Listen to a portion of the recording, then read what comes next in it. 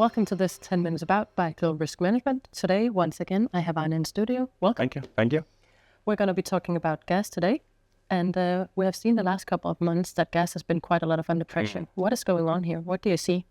Yeah, it's actually a bit of a surprise because we're now heading into the winter in a few months, and that's where you normally see higher prices, and especially this year because there's a lot of concern about whether the Russian gas going through Ukraine will continue or not. I think it will actually come to a stop at the end of December because there's a 5-year contract. A bit technical, there's a 5-year contract between Russia and Ukraine, and that contract expires by the end of December. And I don't think there will be a new contract. I have a hard time seeing that.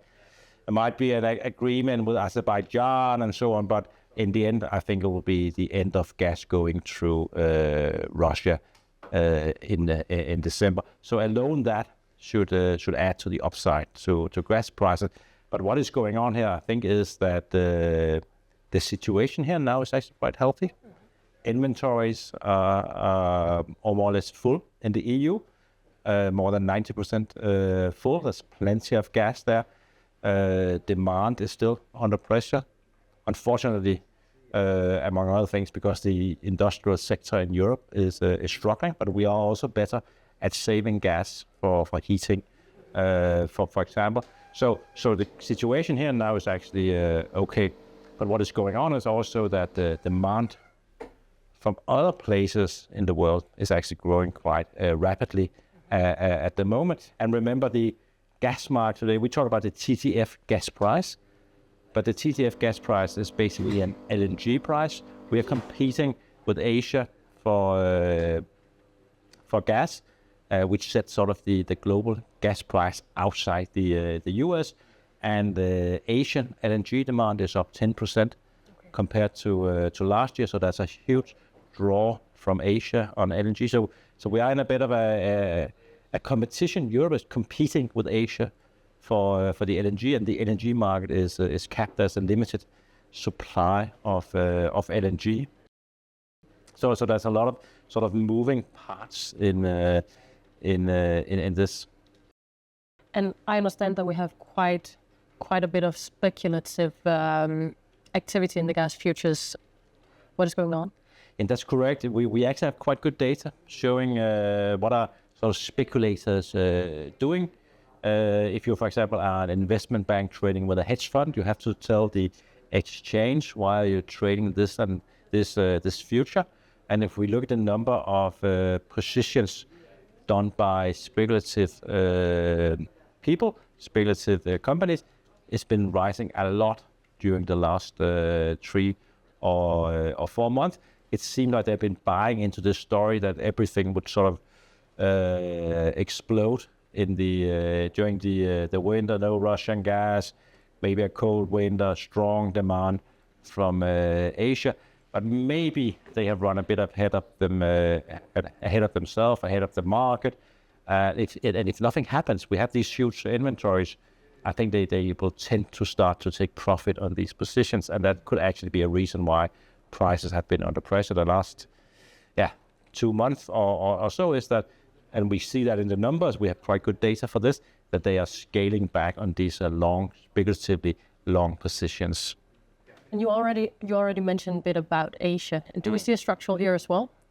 Yeah, I think Asia is the big structural story here, that they are stepping up the use of LNG, but we are also seeing LNG being more used in the transport sector. Trucks in China, for example, it's coming to the maritime sector. And then, of course, there is some structural things on the sort of the supply side, that there's a limited amount of supply of LNG. And I think that would be the case for at least the next 2 years.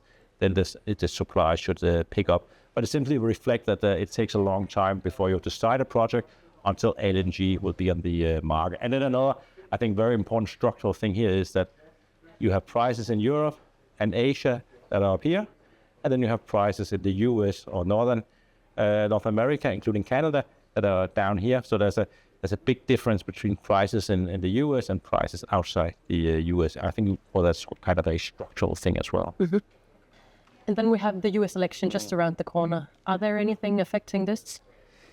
You can say in itself, the presidential election will not have that much of an impact of the global gas market, that is demand and supply. But there's one important thing, which is a bit more of a sort of a medium to long-term issue.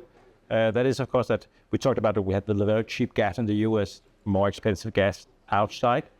And the big question is, of course, how much will the US invest in LNG capabilities to export this cheap gas to the rest of the world? And it is actually that that Biden have made a ban on new LNG investments in the US.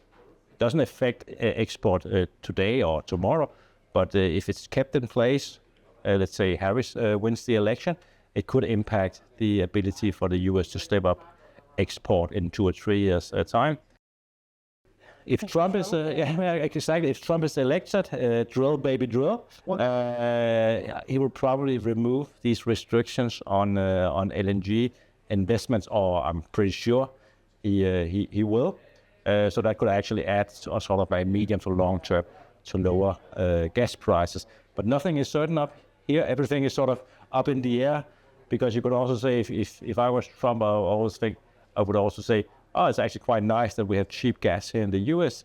It forces Asian, it forces European companies to invest in the US to get the benefits from cheap US gas. Why export that gas to the rest of the world? So I think the election is really, everything can happen there. Yeah. I know you've also been writing a bit about the budget outlook for 2024. Where can we see it? Yeah, the budget outlook is just a number of slides where we sort of discuss what is the outlook for oil prices and gas prices, among other things, and what assumptions should you do if you're a company exposed to gas prices next year? Is it a good idea to hedge gas prices? I actually think here over the next couple of months, especially if we get a mild winter, there could be some very nice entry levels to hedge exposure on the consumer side for next year. So get in touch with your sales contact here at Global Risk Management, and they will hand over a copy to you. Okay. Thank you very much, Arne. Thank you.